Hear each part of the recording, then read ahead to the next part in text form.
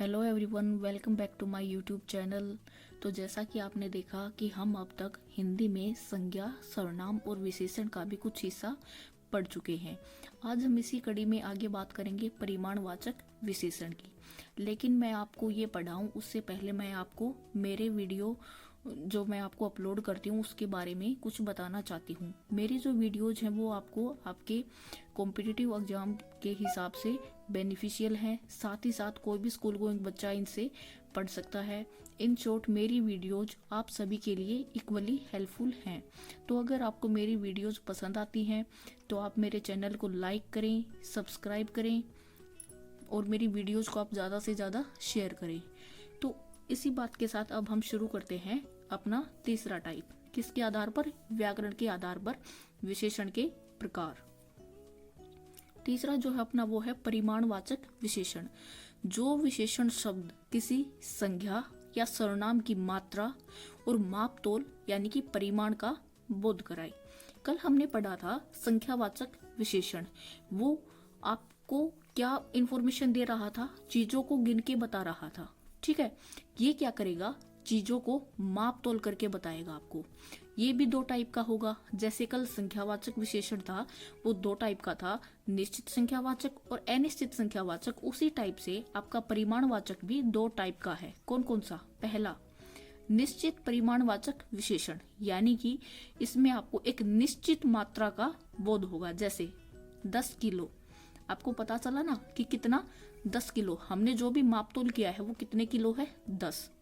2 litre, 3 metre, 4 गज, 5 quintal, 1.25 मण, पाव इत्यादि।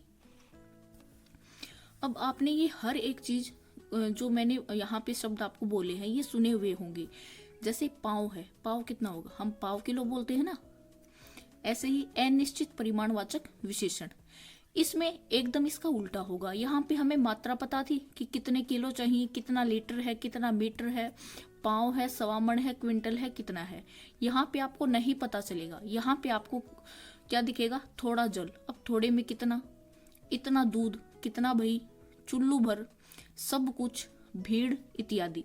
ये सारे के सारे शब्द क्या हैं? आपको क्या दिखा रहे हैं कि आपका जो परिमाणवाचक विशेषण है इसमें अनिश्चित जो है आपको इसकी मात्रा दिखाई देगी। जैसे अब मैं आपको कुछ एग्जाम्पल से समझाती हूँ जिससे आपका संख्यावाची भी और परिमाणवाचक भी दोनों के दोनों क्लियर हो जाएंगे। जैसे बाल्टी में 5 लीटर दूध है। अब एक बात बताओ, आप दूध को गिन सकते हो क्या अलग अलग, कि हाथ में ले लिया और गिन दिया? या फिर आप इसको माप तोल के बताओगे? हम माप तोल के बताएंगे ना।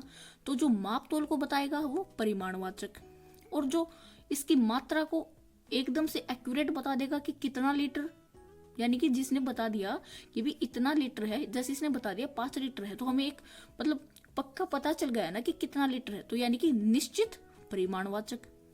ऐसे ही यहाँ 10 लड़के खड़े हैं। अब आप एक बात बताओ, जो लड़के हैं उनको हम गिन सकते हैं ना, या आप उनको माप तोल के बताओगे? गिन के बताएंगे। गिन के बताएंगे तो संख्यावाची, और कितने हैं? 10। बिल्कुल एक्यूरेट पता है, एक निश्चित संख्या है हमारे पास, तो यानी कि निश्चित संख्यावाची विशेषण। आई होप कि आप मेरा पॉइंट समझ गए होंगे। आगे देखो, हजारों की भीड़ एकत्रित हुई। अब हजारों की भीड़ है, ठीक है। अब एक बात बताओ, हजारों की भीड़ है, वहां पे कौन है? व्यक्ति हैं, उनको हम आराम से गिन सकते हैं, या आप उनको तोल के बताओगे? माप तोल तो नहीं करेंगे ना, हम क्या करेंगे? उनको गिनेंगे। अगर हम उनको गिन सकते हैं तो संख्यावाची विशेषण। अब हजारों की है, कितने हजारों की है? 1 की, 2 की, 1500 है, 2000 है, 2500 है, हमें क्या पता? यानी कि अनिश्चित संख्यावाची विशेषण। मुझे 2 किलो चावल दे दो। अब आप एक बात बताओ, क्या आप चावल को सेपरेटली गिन सकते हो कि अब ये 2 किलो हो गए? हम क्या करेंगे? माप तोल के बताएंगे ना। तो माप तोल लेंगे तो परिमाणवाचक, और निश्चित संख्या इसने बता दी कि 2 किलो, तो यानी कि निश्चित परिमाणवाचक विशेषण। अपना नेक्स्ट है, मुझे थोड़ी सी चीनी दे दो। अब सेम ऐसे ही चीनी को हम गिनेंगे थोड़े ही ना, माप तोल के बताएंगे। अब माप तोलेंगे तो परिमाणवाचक, बट थोड़ी सी कितनी भाई? पाव, आधा किलो, किलो, 1.5 किलो, कितनी? यानी कि अनिश्चित संख्या। यहाँ पे इसने संख्या तो बताई ही नहीं, तो कैसा हो जाएगा? अनिश्चित परिमाणवाचक विशेषण। एक पाव सब्जी दे दो। अब इसने ये तो बता दिया, क्या मांग लिया? सब्जी। अब सब्जी को हम माप तोल के लेते हैं ना, तो परिमाणवाचक। और अब इसने हमें क्वांटिटी भी बता दी कि कितनी चाहिए, कि हमें पाव किलो ही चाहिए, यानी कि पाव क्या होगा आपका? 250 ग्राम। यानी कि इसने बता दिया कि 250 ग्राम सब्जी चाहिए मेरे को। तो हमने क्या बता दिया? एक निश्चित संख्या बता दी ना कि हमें पाव किलो दे दो। तो ये क्या हो गया? निश्चित परिमाणवाचक विशेषण। आई होप कि मैंने जो एग्जाम्पल्स आपको दिए हैं वो आपको अच्छी तरीके से क्लियर हो गया होगा। अब अपना नेक्स्ट जो है वो है सार्वनामिक विशेषण। अब ये थोड़ा सा अलग है, इतना ज्यादा मुश्किल तो है नहीं, पर थोड़ा सा समझने का है।